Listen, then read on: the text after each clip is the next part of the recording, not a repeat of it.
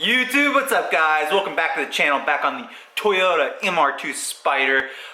Rear wheel drive, mid-engine, turbo, 2ZZ, soon to be 6-speed again after I blew up this one. Today we're going to spend this weekend removing the transmission. I do not have my new transmission here yet. I have some other parts, let's go check it out. So I've gotten a partial order in. We've gotten our new axles. I've disregarded the other ones. These are gonna be nice. They look like I hope they look like that. They're matching all black, which is aesthetic. We do have a stainless steel braided fuel hose, but we're actually gonna use this for coolant lines. It's nice. Of course, my favorite, we got a competition clutch, stage 2 steel brass plus. So that's what we're gonna be using. It's like awesome. I love just opening car parts, so fun. There it is, full faced. I made a big deal that this is full faced. I want it. It does have the little brand right there. It says comp clutch, so I am very, very excited to have this. It should work really good. As long as it doesn't say EXIGE anywhere on it, I'm gonna be happy, because I've done this before and it said EXIGE. It doesn't. It does say comp on here. I'm pretty sure this is a comp clutch, ordered from Monkey Wrench. So this should be the good clutch for us. This is gonna be the plate. We're gonna push this aside. We got the throwout bearing, the alignment tool. I don't know why they gave me 2 alignment tools, but thank you. And then of course behind here is gonna be the pressure plate. Very nice. So I think what happened is on my current one, the pressure plate went ejecto-cedo cuz, and that's what happened. I really like this comp clutch because it does have a little cool little sticker there. But I actually like it because it's black, very aesthetic. No one's ever gonna see that ever again, except for me, yet I still want it to be black because it looks good. I don't want it yellow.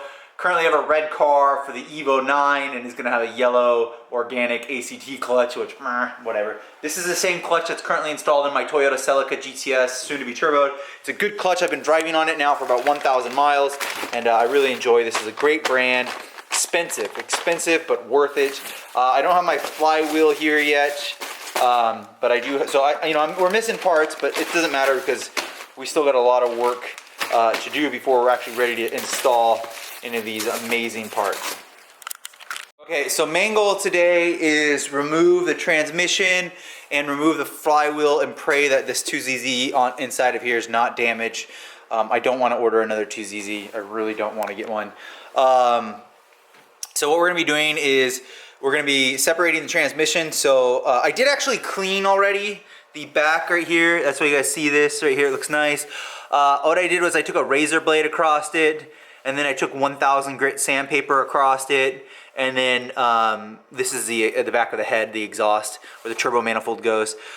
Scratched that across so it looks nice and has a smooth surface. I did order a new gasket, gasket for there. I did that so that we have a nice surface, a nice area to go ahead and install and have no exhaust leaks when we get the turbo ready. So what we're gonna do right now, since that's all clean and nice, is we're gonna come over here. We're gonna go around, start removing the 14 millimeters, separate the bell housing from the 2ZZ, and then we'll start working around on the motor mounts to lower the 2ZZ down here, and we'll drop it out down from down below and take it on out, and then wait till the new one comes. So let's go ahead and do that now. Okay, it might not look like much has changed. Look at that, you can see the clutch in there. Oh my gosh, it's transmission. But I did get all the mounting bolts off, quite a few 14 millimeters and a couple 17 millimeters. They've all been popped off here. The transmission, we do need to go down below and undo the 212 millimeters off of the what's that thing called? Off the master cylinder. And then once that's off, what we're gonna do is actually we're gonna remove this motor mount completely. So we'll move the bolt off of here, and I think they're 14 millimeters. We'll also remove this, then we'll go down below, we'll remove that. There's three mounting points on the transmission side, only one on the engine side. We'll do this one last, and then once this one's last and disconnected, we'll be able to lower the jack down a little bit. The transmission should just fall out and slide out. We'll then put the jack and hold the engine here and kind of secure the engine. I'll show you guys how I do it. And then once the engine's secured and we're good with that, we will then move on to removing the flywheel and the destroyed clutch. Okay, 2 very deep, long 12 millimeters later, we got the starter out. I think it's about time I should get a new one. I think I'm gonna get a new one. I don't remember the last time, but look at all this junk that's coming out of it from the transmission. I think I'm gonna throw it away. I think I should order a new one. I'm just ordering new axles, new starter, new. You know, I did get a lot of miles and a lot of enjoyment out of this, so I'm justifying it, but it's definitely time for it. Fortunate thing is, like, if this was like the EVORA, to have someone install like a new starter would have been like, I don't know, $4,000. I can get a new starter probably for like $75 and do it myself. And then, you know, like the axles, they're a couple, like $200 for the axles for new ones. It's amazing. I love this Toyota. I love it. I love it. You cannot go wrong with this. This is so fun, so practical. Okay, so now that we have the starter out and the two long 12 millimeters, the only thing that's holding the transmission in is going to be the motor mounts. So let's go ahead and start with this top motor mount. I actually don't know if that's the one I do first. Let's do the back and forth motor mount first, and then I think I do that top motor mount last. I can't recall. I cannot recall. But let me think about it. Okay, all motor mounts have been removed, front and back. You can see the separation between the 2ZZ block and transmission. These, I just did the 14 millimeters, 3 of them holding up this transmission.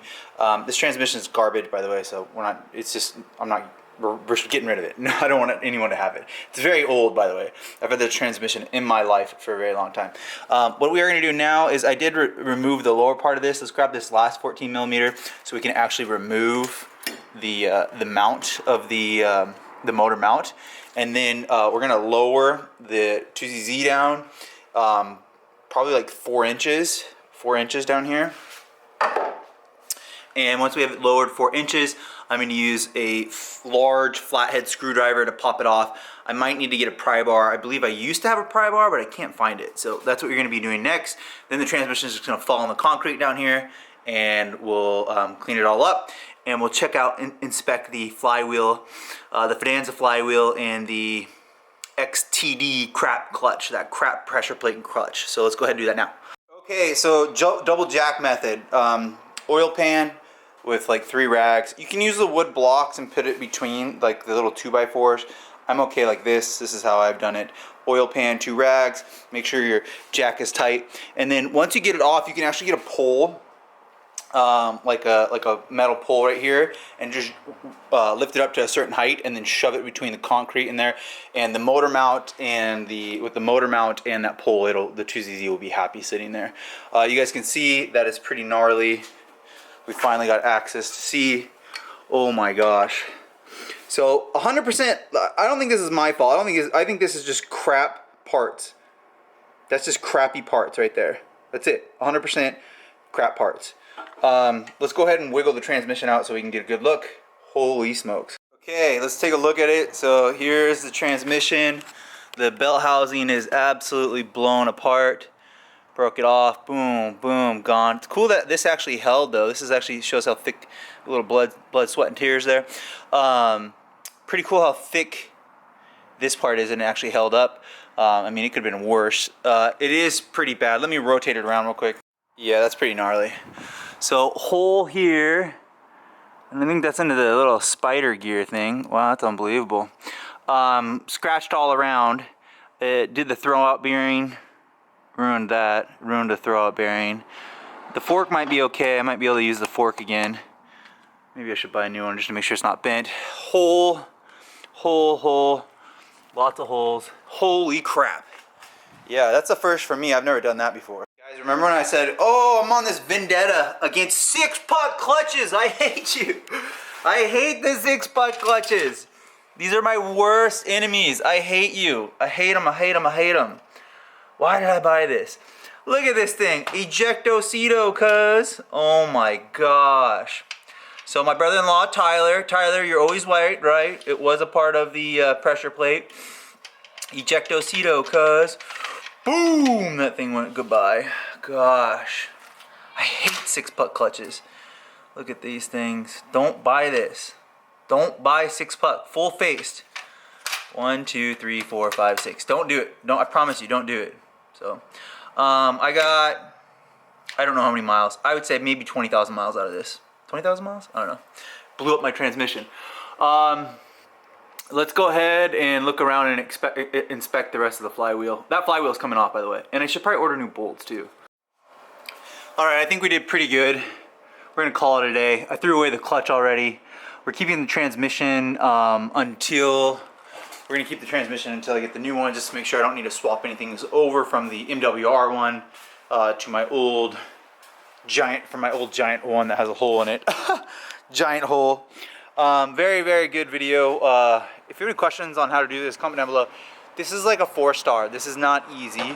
Doing a clutch on this is not easy. You're gonna bust up your knuckles. It's gonna take you a few days. You're probably not gonna have parts you don't have. So my encouragement to you is that if someone says, oh, we can do it in a weekend just to do a clutch job, maybe. But take it slow, do a nice job. Maybe borrow a car from a friend or family, or have a second backup car, because if you don't have a second backup car and you rush this, you might not do a good job, or you might not get the job done, or you just might get stranded, because it does take a lot of time to do it and you might not have the parts. That's my case. Is that I usually end up running like not having new axles. Like I want to have new axles. I didn't want to put the old ones in. So take your time with it, do it slow, do a clean job. The MR2, since it's mid-engine, all the stuff and like all the debris in the back always get kicked up from the rear wheels. Like it just throws all that junk up in there. So that's one of the things I don't like about the mid-engine. I should probably get a like a Brash Boy, I think is the brand of it, a cover underneath there. So I'm gonna look to invest into one of those, maybe buy one of those, so that I don't have such a dirty engine bay. It is dirty and grimy back there. It is bad, but we're doing pretty good. I like that I got the 2ZZ cleaned up on the port side there. I might do some new studs across from Monkey Wrench Racing, and then I think I'm gonna do a new starter, like I said earlier. Let's clean up the workspace. Next video, what we'll do is when I get the flywheel, I'll remove this old flywheel, install the new flywheel. To get these flywheels bolts off, it's gonna be a pain. You really gotta yank into it. So make sure to like, subscribe. See you guys in the next video.